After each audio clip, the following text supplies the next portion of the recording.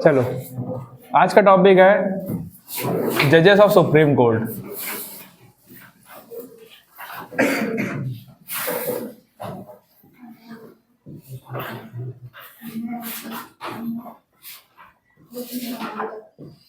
तो supreme court के जज के बारे में आज हम लोगों को पढ़ना है। कल मैंने बता दिया था सुप्रीम कोर्ट क्या होती है, बाकी अदर कोर्ट्स के बारे में हमने बता दिया था। ठीक है, तो सुप्रीम कोर्ट के बारे में ये जान, तो इनके जज के बारे में क्या जानोगे भाई आज? ये जान, सुप्रीम कोर्ट पूरे इंडिया में एक ही है, सिर्फ एक है, एक देश एक सुप्रीम कोर्ट, बस सिर्फ एक ही है। सुप्रीम का मतलब क्या? जो सबसे ऊपर है, सुप्रीम, उससे ऊपर कोई नहीं। नहीं, मेरे कहने का मतलब सिर्फ एक ही जगह बना है। कहाँ पे? शायद दिल्ली में। ठीक है, ये चीज है। तो आगे देखो, जजेज ऑफ सुप्रीम कोर्ट। अब पहली चीज तो ये, जजेज का सिलेक्शन होता कैसे है? ठीक है, कैसे सेलेक्ट किए जाते हैं? ऐसे होता है क्या, बुला लेते हैं, हाँ पप्पू भैया सुप्रीम कोर्ट की जगह खाली है जरा, ऐसे होता है?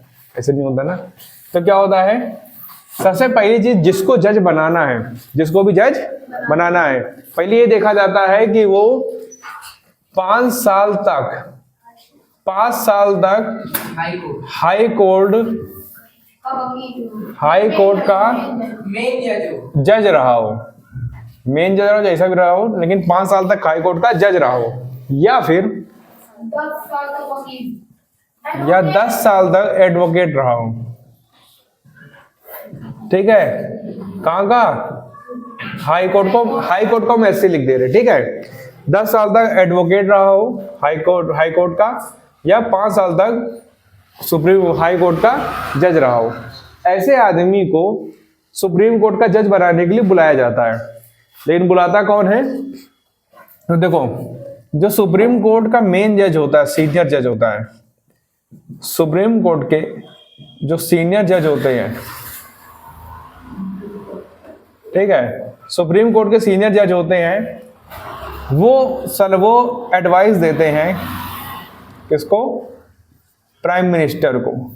किसको? हाँ, तो मतलब कि सुप्रीम कोर्ट का जज कौन बनेगा, ये डिसीजन लेता है कौन? Prime minister.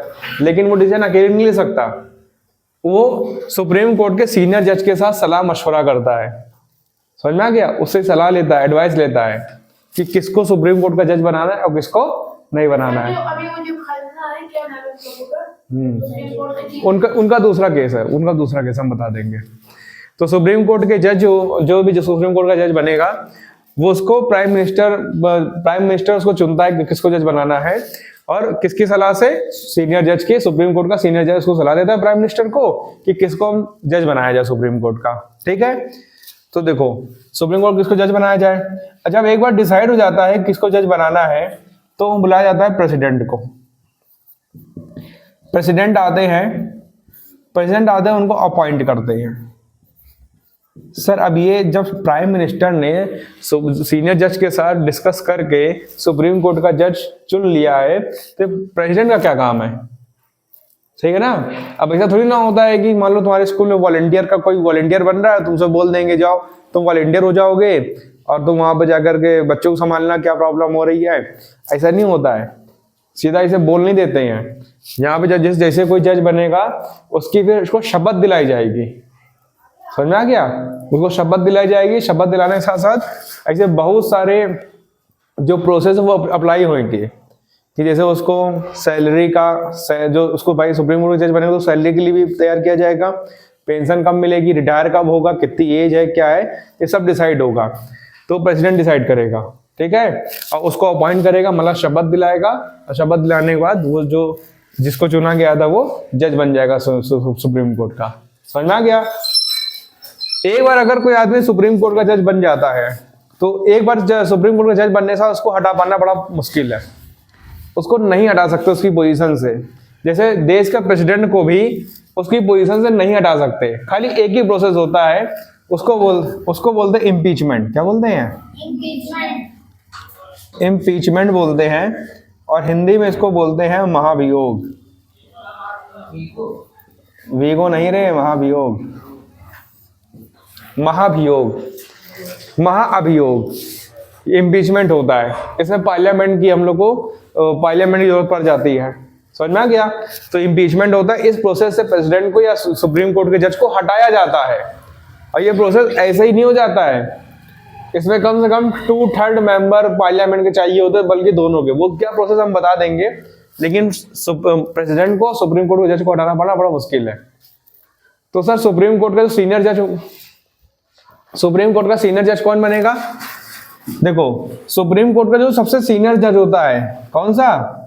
मोस्ट सीनियर जज। कौन? मोस्ट सीनियर जज। मोस्ट सीनियर जज जो होता है उसको बोलते हैं सीजेआई। सीजेआई, सीजेआई मतलब चीफ जस्टिस ऑफ इंडिया, ये बनता है। तो संजीव खन्ना के बारे में समझ में आया? अच्छा, संजीव खन्ना। तो संजीव खन्ना कभी रहे होंगे सीनियर जज सुप्रीम कोर्ट के? पहले तो वो रहे होंगे 10 साल तक एडवोकेट रहे होंगे या 5 साल तक जज रहे होंगे। अभी तुम लोग को हम होमवर्क दे रहे हैं, सब लोग याद कर लेना। अब ये ना कहना सर हमने होमवर्क नहीं दिया था, रिकॉर्ड हो रही पूरी बात, झूठ भी नहीं बोल सकते हो कि होमवर्क नहीं दिया था। होमवर्क ये है कि तुम्हें संजीव खन्ना के बारे में पता करके आना है।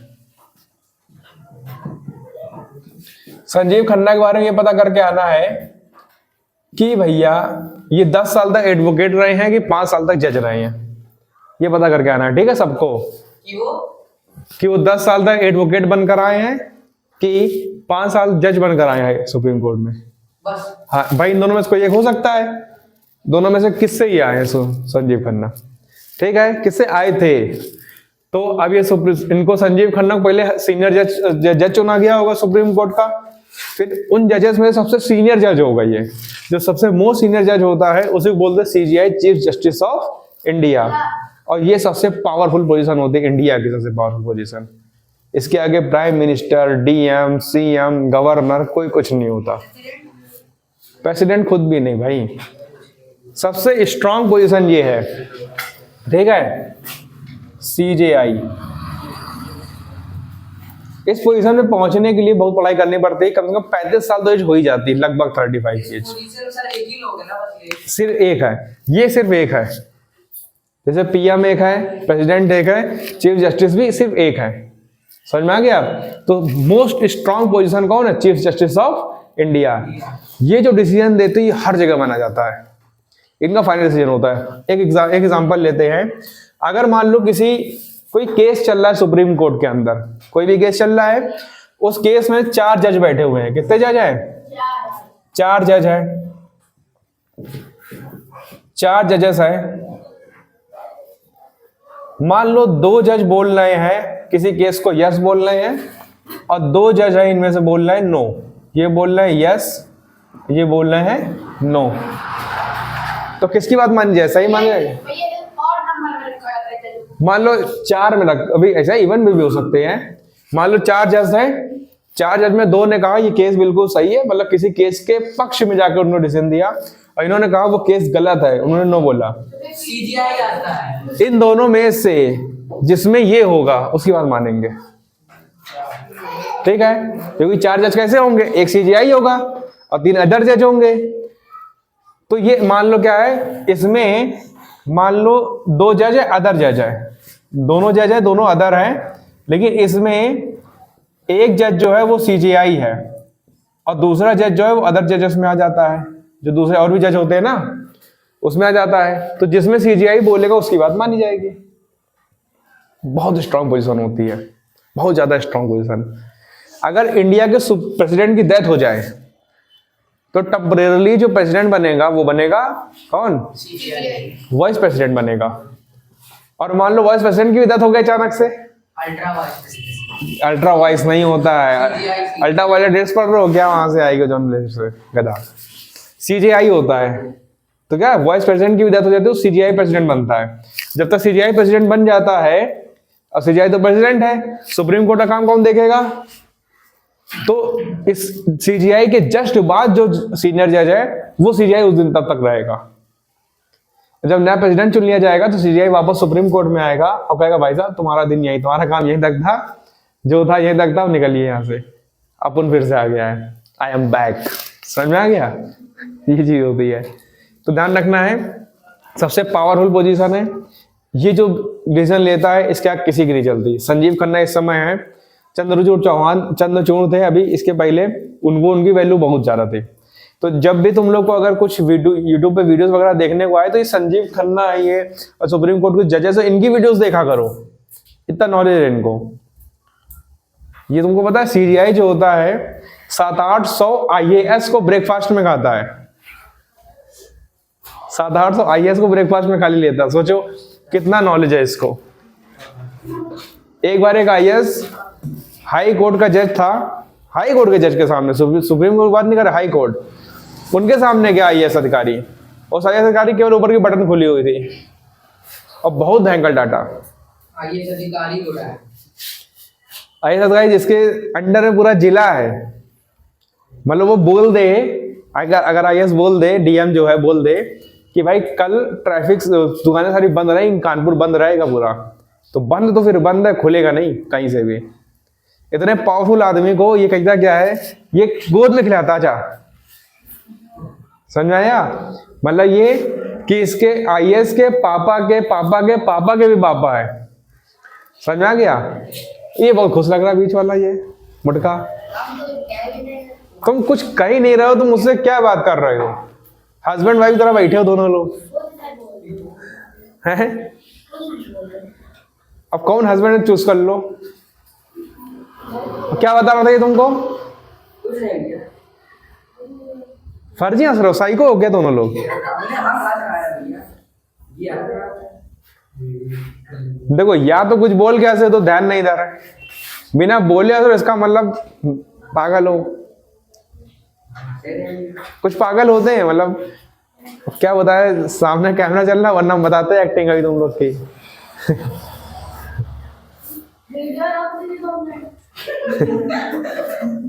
देखो फर्जी काम कर दो, पीछे बैठे। यहाँ सुप्रीम कोर्ट के जज के बारे में पढ़ा रहा हूँ, अपना लदर लगे हुए हो।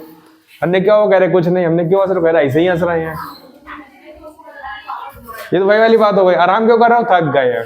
क्यों थक गए हो? आराम करके थक गए इसलिए आराम कर रहे हैं।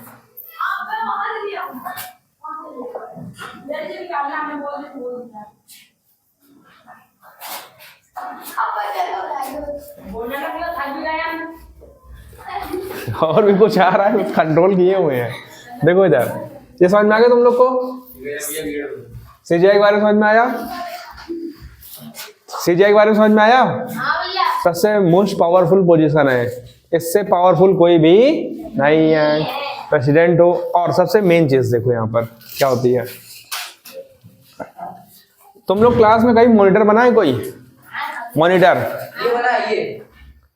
अच्छा, जो मॉनिटर है वो मुझे बताए जरा कि अगर तुमने मान लो किसी बच्चे का नाम लिखा कहाँ पर, बोर्ड पे, और तुम्हें पता है वो बच्चा शैतानी कर रहा है, लड़का शैतानी कर रहा है, तुमने उसका नाम बोर्ड पे लिख दिया, बोर्ड पे लिखा, आगे प्लस प्लस भी लगा दिया, होता है ना?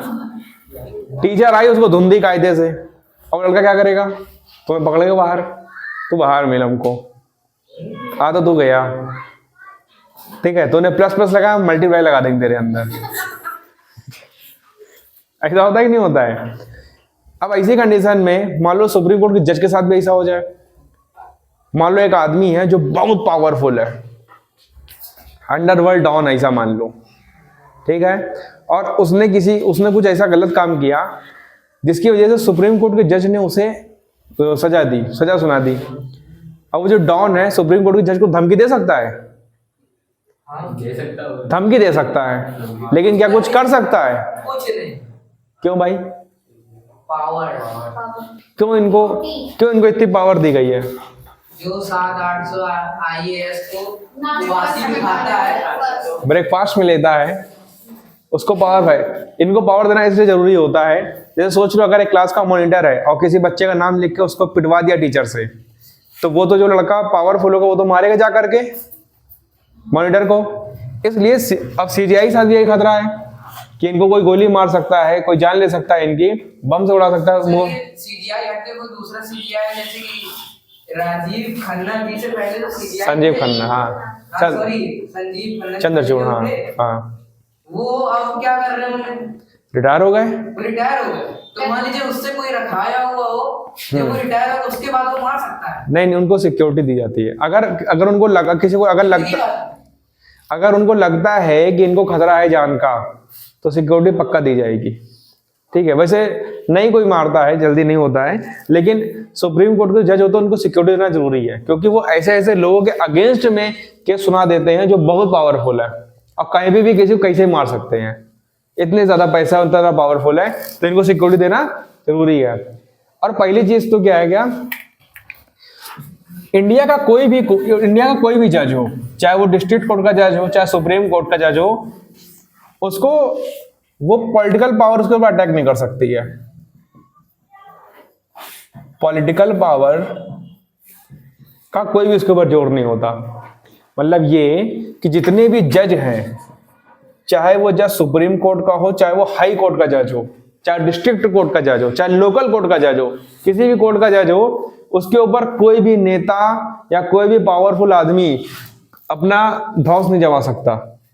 समझना क्या? वो इंडिपेंडेंट है हर चीज के लिए, उसको जो सही लगेगा वो देगा डिसीजन। समझ में आ गया? नहीं समझ में आ रहा? अब सुनो, अब कहोगे सर अगर ये इतना पावरफुल आदमी है तो कहा जाता है पावरफुल आदमी करप्ट हो जाता है, क्योंकि उसको तो पूरी पावर है कुछ भी करने की। तो कुछ भी करने का मतलब अपने स्वार्थ के लिए भी कुछ भी करेगा, तो इसका मतलब है कि ये जज स्वार्थी भी हो सकते हैं। समझ में आ गया? फिर भाई इनका क्या किया जाए जब ये भी स्वार्थी हो सकते हैं? इनके ऊपर भी एक पावर हो जाती है, जब ये कुछ गलत कर, इनकी गलती पकड़ी जाती है तो फिर इंपीचमेंट इनके ऊपर चलता है, अब वो चलाती है पार्लियामेंट। समझ में आ गया? तो पार्लियामेंट, एग्जीक्यूटिव और ये सुप्रीम कोर्ट के जजेस या जुडिशरी कह सकते हो, इन तीनों की आपस में लड़ाई चलती रहती है। तो सुप्रीम कोर्ट तो जुडिशरी को लगता है कि ये बहुत मजबूत है, पार्लियामेंट को लगता है, पार्लियामेंट मतलब जो जितने भी हमारे प्राइम मिनिस्टर है उनकी पूरी जितने भी नेता वगैरह है वो सब पार्लियामेंट का हिस्सा है, उनको लगता है वो मजबूत है। एग्जीक्यूटिव, जो एग्जीक्यूटिव मतलब प्राइम मिनिस्टर और उनकी जो क्या नाम है बीजेपी जितने भी मेंबर्स हैं जो पावर में है समय, उनको वो एग्जीक्यूटिव है, उनको लगता है वो मजबूत है। तो जुडिशरी सोचती है हम मजबूत है, पार्लियामेंट सोचती है हम मजबूत है, और एग्जीक्यूटिव सोचती है हम मजबूत है। लेकिन एक्चुअली तीनों कंडीशन बताए कैसी है? हेरा फेरी पिक्चर देखी है मूवी? हेरा फेरी में जो अक्षय कुमार, सुनील शेट्टी और परेश रावल तीनों होते हैं, तीनों को लगता है हम पावरफुल है, लेकिन तीनों एक दूसरे की मौज लेते रहते हैं, ऐसा कंडीशन है। समझ में आ गया? कोई पावरफुल नहीं है। पार्लियामेंट कहती है कि कोई मान लो आर्टिकल है, कोई रूल है, उसका नाम है आर्टिकल एक्स। आर्टिकल एक्स के तहत पार्लियामेंट सुप्रीम कोर्ट के जज को कहीं और किसी दूसरे मतलब हाई कोर्ट के जज को कहीं और दूसरे कोर्ट में भेज सकती है, ठीक है। जैसे मान लो अब ये जज है, मान लो ये जज ऐसा जज है कि जो गवर्नमेंट के अगेंस्ट में कुछ केस सुना रहा है, या गवर्नमेंट को लगता है कि ये जज हमारे लिए सही नहीं है, तो आर्टिकल एक्स के अकॉर्डिंग पार्लियामेंट क्या करेगी, इस जज को कहीं और ट्रांसफर करवा देगी। और जब जज इनसे कहेंगे कि पार्लियामेंट वालों से कि भैया तुम हमारा ट्रांसफर कैसे करवा रहे हो, तो ये कहेगा क्या ये आर्टिकल, ये रूल है, इस रूल के अकॉर्डिंग हम कर सकते हैं। तो जज कहेगा ठीक है इस रूल को ही बदल देते हैं, वो रूल ही बदल देगा। समझ में आ गया? तो ये रूल जो चेंज करेगा वो भी यही चेंज करेगा। तो जज है, तो जुडिशरी है, पार्लियामेंट है, एग्जीक्यूटिव, इनके बीच में लड़ाई चलती रहती है। लेकिन एक कोल्ड वार होता है, ऐसा कोल्ड वार होता है कि एक दूसरे को रूल चेंज करके परेशान करते रहते हैं, ठीक है। अभी हमें केस सुनने तो बताएंगे, ऐसा केस हुआ था, इनका कोल्ड वार हुआ था, ठीक है। तो पॉलिटिकल पावर नहीं होती है, इंडिपेंडेंट होते हैं, किसी का इनको डर नहीं होता, ये खुद के डिसीजन लेते हैं। लेकिन अगर ये खुद भी करप्ट हो जाते हैं तो इनके ऊपर इंपीचमेंट चलेगा, इनकी जॉब नौकरी चली जाएगी। साथ में जो, क्योंकि क्या नाम है, करप्ट होना बड़ा मुश्किल होता है। क्यों? क्योंकि एक जज तो नहीं डिसीजन देता है, जज तो बहुत सारे होते हैं, एक करप्ट होगा, दो करप्ट होंगे, सबके सब थोड़ी ना करप्ट हो जाएंगे। लेकिन करप्ट होगा तो इंपीचमेंट चलेगा, हटा दिए जाएंगे। समझ में आ गया? तो इनके ऊपर लिमिटेशन लगी कि नहीं लगी है? लगी है। आगे देखो, रिटायरमेंट कब होती है? 65 की एज में सुप्रीम कोर्ट के जज 65 ईयर्स की एज में रिटायर हो जाते हैं। 65 साल की उम्र में इनको रिटायर कर दिया जाता है। आगे देखो, सैलरी क्या होती है? जो आपकी तो उम्र में नौकरी होती होगी लगभग कम से कम 35, तो इनकी नौकरी जो होती है 15 से 20 या 20-25-30 साल ऐसे होती है, लगभग 20 से 25 साल ऐसे होती है। सीजीआई की सैलरी कितनी होती है? लगभग 2,80,000 रुपए। और जो जज होते हैं सुप्रीम कोर्ट के, अदर जज होते हैं, उनकी सैलरी होती है 2,50,000। उसके साथ इनको अलाउंस भी मिलता है, जैसे इनको इनको घर मिलता है जिसका इनको रेंट नहीं देना पड़ता है, इनको खाने पीने बंगला होता है, ठीक है, इनको शेल्टर दिया जाता है जिसका इनको कोई पैसा नहीं देना है, इनको सिक्योर। ब्लैक में कैसे मिलेगा? अरे तुम क्या है, इनको दलाल समझे हो हैं? इससे जाके बोल दो, बोले जो गंगाजल मूवी देखी ना उसका इसका डायलॉग मारेगा, क्या समझ के रखा है हमको दलाल, इसीलिए हम तुमसे बात नहीं करते हैं। तुम तो उल्टा काम कर रहे हो यार। वो कहता है, वो कह रहा है कोई केस खत्म करा, कितने रुपए दोगे भाई इनको? अरे नहीं होता है भाई, इनके बहुत ही कमी होता है, जो क्योंकि 5 साल 10 साल एडवोकेट रहने के बाद तुम्हारा सिलेक्शन हो रहा है, तुम ऐसा काम करोगे नहीं, क्योंकि इनको पता है अगर पकड़े गए कहीं से भी तो इम्पीचमेंट चलेगा हमारे ऊपर, हटा दिए जाएंगे। अच्छा, आज तक इंडियन हिस्ट्री में, इंडिपेंडेंट इंडिया की हिस्ट्री में ऐसा आज तक नहीं हुआ कि किसी के ऊपर इम्पीचमेंट चला उसको हटाया गया हो। इसका मतलब समझते हो क्या हुआ? ईमानदार है, समझ में आ गया? तुम भी थोड़ा ईमानदार हो जाओ, शैतानी करते बताते नहीं हो, समझ में आ गया? ये होता है। बाकी इनको अलाउंस मिलता है, जैसे इनको घर मिलता है रहने के लिए, जिसका इनको रेंट नहीं देना है, इनको गाड़ी मिलती है, ऑफिशियल काम के लिए और पर्सनल काम के लिए भी इनको कुछ लोग दिए जाते हैं जो इनका काम सुनते रहते हैं। अब इनको मान लो कुछ मंगाना है मार्केट से, इनका मन हुआ आज हम लड्डू खाएंगे, तो लड्डू खाने में नहीं जाते हैं कि लड्डू वाले भैया 1 किलो बूंदी लड्डू पैक कर दो, किसी से बोल देते वो ला के दे देता है, तो ये भी इनको फायदा रहता है। कहीं घूमने जाना वो भी इनको घुमाया जाता है। पेंशन इनके सैलरी से कैलकुलेट होती है, इनके काम से कैलकुलेट होती है, समझ में आ गया? वो पेंशन फिक्स नहीं है, इनकी सैलरी फिक्स होती है। इतनी सैलरी देख के देखो, एक आध की आंखों में डॉलर चमक रहे हैं, एक आध तो ये सोच रहे कि हमें अब यही बनना है। बन सकते हो, सबसे पहले उसके लिए तुम्हें क्या नाम है, शुरुआत में LLB, एडवोकेट ये सब करते करते धीरे धीरे आगे बढ़ोगे। सोचा लोकल कोर्ट में जाओगे, फिर उसका डिस्ट्रिक्ट कोर्ट में, डिस्ट्रिक्ट कोर्ट से फिर हाई कोर्ट में ये करने के बाद फिर सुप्रीम कोर्ट में जा सकते हो, ठीक है? ये चीज होती है, लंबा प्रोसेस है। लेकिन आगे देखो इस, हाँ सर पैसा तो इनका कहीं खर्च होता नहीं होगा, बचता है, क्योंकि सब तो सरकारें देती, कार बंगलो खाना पीना सब।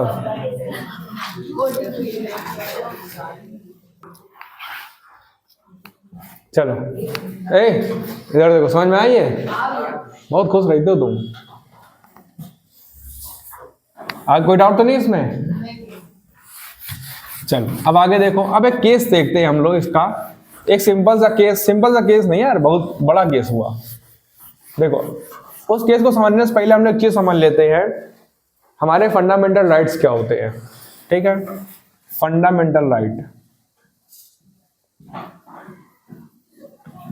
अगर किसी ने नाम पहली बार सुना तो घबराना नहीं बिल्कुल भी। इसको हिंदी में बोलते हैं मूल अधिकार। क्या बोलते हैं? मूल अधिकार। देखो जब हमारा कॉन्स्टिट्यूशन बन रहा था, संविधान बन रहा था, तो हमारे जो कॉन्स्टिट्यूशन मेकर थे, संविधान को बनाने वाले थे, वो इस बात को अच्छे तरीके से जानते थे। जैसे अंग्रेज क्या करते थे, अंग्रेज ऐसा नियम बनाते थे जो सिर्फ उनके फेवर में होता था। उसके लिए किसी आदमी को परेशान भी करना हो, ठीक है, उसको डिस्क्रिमिनेट भी करना हो, कर सकते थे वो। जैसे मान लो क्या है, किसी घर है और अंग्रेजों ने क्या करना है, यहाँ फैक्ट्री लगानी है, तो ये नहीं पूछते भी नहीं थे, हाँ तुरंत ही ऑर्डर देते थे, घर उखड़वा देते थे, फैक्ट्री लगा देते थे, ऐसा करते थे। ये चीज हमारे कॉन्स्टिट्यूशन मेकर्स को पता थी, तो उन लोगों ने यहाँ पर क्या किया, सरकार के ऊपर मतलब उन्होंने कहा कि भाई जब 1947 की बात है, 1946 की, 1947, 1948, 1949 इस साल में उन्होंने एक चीज डिसाइड करी। उन्होंने सोचा कि भाई सरकार आने वाले समय में जब 50 साल 60 साल 100 साल 200 साल बाद इंडिया की जो गवर्नमेंट होगी उसके पास बहुत सारी पावर होगी, सुप्रीम कोर्ट के जज के पास, हाई कोर्ट के जज के पास बहुत सारी पावर होगी, जो पुलिस होगी उसके पास भी बहुत सारी पावर होगी। इस पावर का मिसयूज ना करे कोई, तो उसके लिए ये अधिकार बनाए गए। समझ में आ गया? ये लिमिटेशंस है। ये सिंपल सी बात समझ लो। जैसे कभी कभी ऐसा होता है ना कि तुम जब घर के बाहर चले जाते हो तो घर में क्या बोला जाता है कि भाई ये 2-4 काम है ये मत करना, बाकी इसके अलावा जो तुम जाकर कर सकते हो, ऐसा बोलते हैं। किसी लड़ाई झगड़ा करना, फर्जी में किसी से बात ना करना, ये 2-4 काम बता दे, ये मत करना, बाकी उसके अलावा कुछ भी करो। इससे फायदा क्या होता है गार्जियन को? तुम्हारे ऊपर लिमिटेशन लग जाती है, तुम लिमिटेड हो जाते हो। जैसे मान लो अभी हम यहाँ टीचर्स डे तुम लोग सेलिब्रेट कर रहे थे, तो टीचर्स डे के दिन हमने कुछ बोला तो नहीं, लेकिन हम ये क्या बोल सकते थे कि देखो आपस में लड़ना नहीं, बिल्कुल बोल रहे हैं। और खूब शोर मत मचाना, ठीक है, और बैड वर्ड्स मत यूज करना, ये हो सकता था। और उसके अलावा तुम जो चाहो वो कर सकते हो। तो तुम्हारे पे लिमिटेशन लग गई कि बैड वर्ड यूज नहीं करना है, लड़ाई नहीं करना है, और खूब इतना शोर नहीं मचा देना है कि अगल बगल वाले परेशान हो जाएं। समझ में आ गया? ये कुछ लिमिटेशन लगा दी, इससे फायदा क्या हुआ? हमको क्या फायदा हुआ? तुमको क्या फायदा हुआ? अरे हम दोनों को फायदा हुआ। पहली चीज तो फायदा हुआ, तुम मार खाने से बचे। जब ये सब नहीं करोगे तो डांट नहीं खाओगे, मार नहीं खाओगे। और हमें क्या फायदा होगा कि ये कोचिंग अपना एंजॉय भी कर लोगे और लड़ाई झगड़ा भी नहीं होगा। समझ में आ गया? ये चीज हो सकती थी भाई, नहीं समझ में आया? आ गया? ये लिमिटेशन होती है, ये लिमिटेशन लगाना बहुत जरूरी होती है। तो फंडामेंटल राइट्स जो ये मूल अधिकार है, वो 6 हमको राइट्स दिए गए। ठीक है, ये कितने हैं? ये 6। ओरिजिनल कितने थे? 7 थे। शुरुआत में कितने थे? 7 थे। एक हटा दिया गया, 6 बचे हैं। जिसमें राइट टू फ्रीडम आता है, ठीक है, और right to right to property हटा दिया है। ठीक है, तो ये 6 राइट्स है। तो सरकार तो ये राइट्स लिखा गया 6 फंडामेंटल राइट्स, और इसमें ये कहा गया कि सरकार जो चाहे वो कर सकती है, देश में जो नियम बनाना चाहे वो नियम बना सकती है। बस इस बात का ध्यान रखें कि इन अधिकारों को लोगों से नहीं छीन सकती। अगर कोई भारत का नागरिक है, इंडियन सिटीजन है, तो उसके पास ये 6 अधिकार है ही। जैसे पुलिस वाले तुम्हें बेवजह नहीं मार सकते। शाम को 6 बजे के बाद और सुबह 6 बजे से पहले कोई भी किसी औरत को गिरफ्तार नहीं किया जा सकता। अगर तुम किसी धर्म के हो, तुम टीका लगा के जा रहे हो और टीका लगाना तुम्हारे धर्म में लिखा है, तो तुम टीका लगा के जा सकते हो, तुम्हें कोई मना नहीं करेगा। धर्म में नहीं लिखा है और उस पर कोई विवाद होता है तो सुप्रीम कोर्ट उसको मना कर देगा। एक चीज ऐसे हुआ था, केस बताते हैं। केरल में अभी केस है, 1 साल पहले 1.5 साल पहले की बात है। बहुत सारी लड़कियां थी, बुर्का पहन के जा रही थी, पूरा ब्लैक कलर का कपड़ा होता है ऊपर नीचे तक, स्कूल के अंदर बुर्का पहन के जा रही थी। उसमें बहुत विवाद हुआ। विवाद ये हुआ कि लोगों का आर्गुमेंट ये था कि भाई अगर हिंदू टीका लगा के जा सकता है स्कूल में, तुम लोग बहुत सारे बच्चों को टीका लगा जाते हो, कभी कभी हिंदू टीका लगा के जा सकता है, सरदार